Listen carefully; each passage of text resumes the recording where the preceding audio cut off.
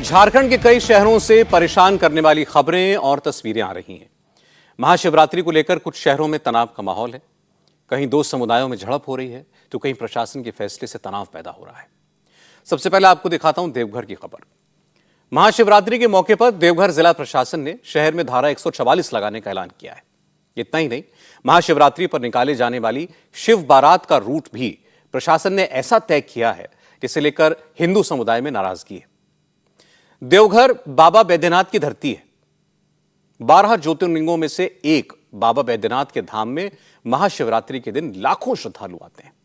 देवघर में निकलने वाली शिव बारात में महाशिवरात्रि का एक मुख्य आकर्षण है। लेकिन इस बार देवघर जिला प्रशासन ने महाशिवरात्रि के दिन धारा 144 लगा दी है। साथ ही शिव बारात का नया रूट भी तय कर दिया है और कहा है कि शहर में शांति व्यवस्था बनाए रखने के लिए जरूरी है कि शिव बारात इसी रूट से गुजरे। लेकिन बीजेपी ने इस पर कड़ा एतराज जताया है।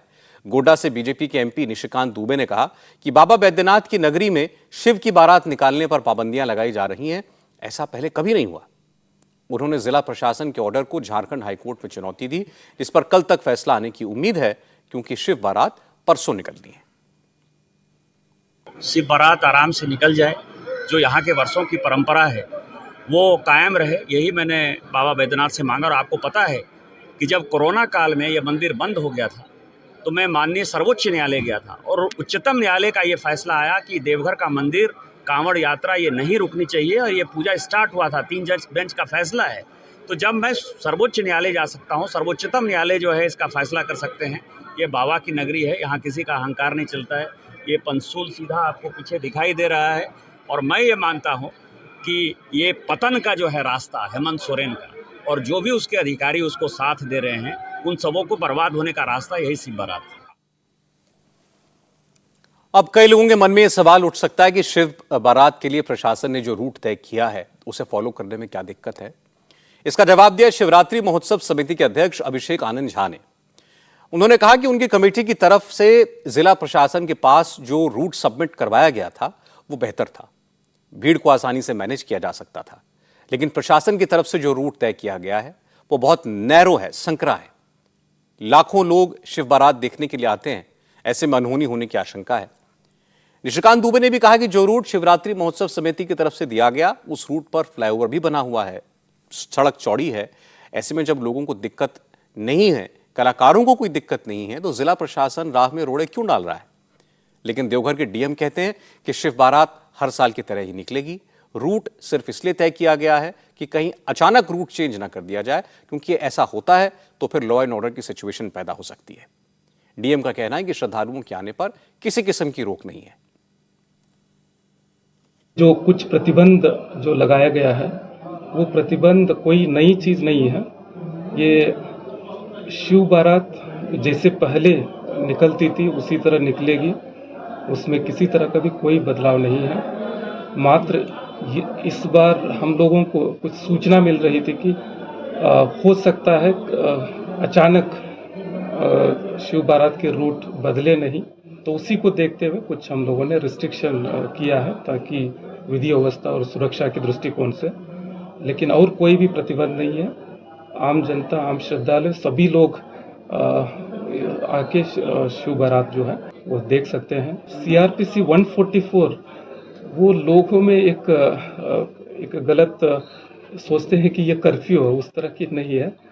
उसमें सिर्फ ये प्रतिबंध लगाया गया कि ये वाला रूट जो है, पहले से जो चली आ रही रोड जो है वहीं शिव बारात निकले, ताकि किसी तरह का कोई कंफ्यूजन नहीं रहे। वही एक कंडीशन है। लोग कहीं से भी आके वहाँ जुड़ सकते हैं और जिस तरीके से इससे पहली वाली शिव बारात जो निकली थी और झांकी निकली थी उसी तरह निकलेगी। यहाँ और कोई किसी को कोई संदेह या शंका होने की आवश्यकता नहीं है।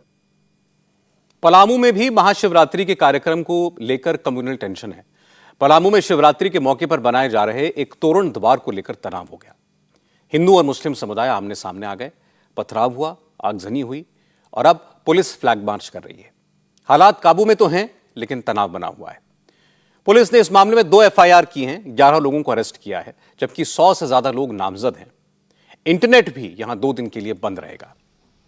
पलामू में फिलहाल शांति है, लेकिन असदुद्दीन ओवैसी और गिरिराज सिंह ऐसे जो नेता जो बयान दे रहे हैं, इससे माहौल खराब हो सकता है। ओवैसी ने कहा कि जब जामा मस्जिद के सामने कभी तोरण द्वार नहीं लगा तो इस बार क्यों लगाया जा रहा है। ओवैसी ने कहा कि पलामू में जो हुआ वो हेमंत सोरेन सरकार की नाकामी है, क्योंकि उन्होंने हालात बिगड़ने दिए और बीजेपी को अपना एजेंडा चलाने का मौका मिल गया। जब पुलिस थाने में बैठकर इस बात को तय कर लिया गया कि जामा मस्जिद के सामने गेट नहीं बनाई जाएगी, क्योंकि वहां कभी गेट नहीं बनी और जिस जगह पर बनती थी वहां पर बनाएंगे शिवरात्रि के लिए, और अचानक फिर उसके बाद लोग जमा होते हैं और मस्जिद पर पत्थर फेंकते हैं, 4 लोगों को घायल कर देते हैं, 2 घर जला देते हैं, मोटरसाइकिल जला देते हैं, गाड़ी जला देते हैं। ये नाकामी, सरासर नाकामी, ये खुली नाकामी है वहां की जो रूलिंग पार्टी है। और आपकी नाकामी हुई और संघ परिवार की कामयाबी हो गई कि आपने उनको अपना एजेंडा मुकम्मल करने का पूरा मौका फराहम कर दिया आपने। बताइए, कभी वहां पर जामा मस्जिद के सामने आपने कोई द्वार लगाया था? नहीं लगाया कभी आपने। पुलिस स्टेशन में बैठकर तय करते हैं और फिर बाद में आप लोग इस तरह का हरकत करते हैं, तो ये तो सरकार को सोचना चाहिए था। आप तैयार ही नहीं थे इन चीजों के लिए। लेकिन कुछ लोगों का ये भी कहना है कि जब सड़क पहले नमाज मस्जिद में होती थी, लेकिन रोड पे निकल के सड़क पे, खुलेआम सड़क पे नमाज पढ़ी जा रही है। नहीं, ये बकवास है। ये आप पूरी कॉन्स्पिरेसी और प्लानिंग के साथ आए कि आप यहां पर वायलेंस करेंगे, उसमें आपने कामयाबी हासिल कर ली। जब आप पुलिस स्टेशन में बैठकर ये तय कर लेते हैं कि मस्जिद के सामने कभी द्वार नहीं लगाया गया तो नहीं लगाएंगे, और जहां पर लगता है वहां पर लगाइए, कोई इतराज नहीं कर रहा है आपको। सर, पहले सड़कों पर भी नमाज नहीं होता था, लेकिन कहां? सड़कों पे नमाज हो कौन सी नमाज? सुनिए, अब हम बात कर रहे हैं झारखंड के इस जगह के बारे में। अब अगर आप कहेंगे कि रोड पे रिलीजियस त्योहार सिर्फ एक ही समुदाय का होता, तो फिर बात अगर निकलेगी तो बहुत दूर तक जाएगी, बहुत दूर तक जाएगी। ओवैसी को जवाब दिया बीजेपी के गिरिराज सिंह ने। गिरिराज सिंह ने कहा कि देश में जिन्ना के रास्ते पर चलने वाले लोगों की संख्या बढ़ रही है, इसलिए इस किस्म के विवाद हो रहे हैं। गिरिराज सिंह ने कहा कि आज तक देश से कभी ऐसी खबर नहीं आई कि किसी ताजिए पर पथराव हुआ हो, लेकिन हिंदुओं की झांकियों पर, शोभा यात्राओं पर लगातार हमले हो रहे हैं। समझ में नहीं आ रहा है, आजकल मुस्लिम समाज में मुस्लिम की आबादी बढ़ रही है, ये मेरे लिए चिंता का विषय नहीं है। मुसलमानों की बढ़ती हुई आबादी चिंता का विषय नहीं है। जिन्ना के रास्ते पर चलने वाले जो कट्टरपंथी आ गए हैं, वही ऐसा काम करते हैं। आज तक देश में किसी भी तजिया पर एक पत्थर भी नहीं फेंका गया होगा हिंदुओं के द्वारा, लेकिन मैं रामनवमी में देखता हूं,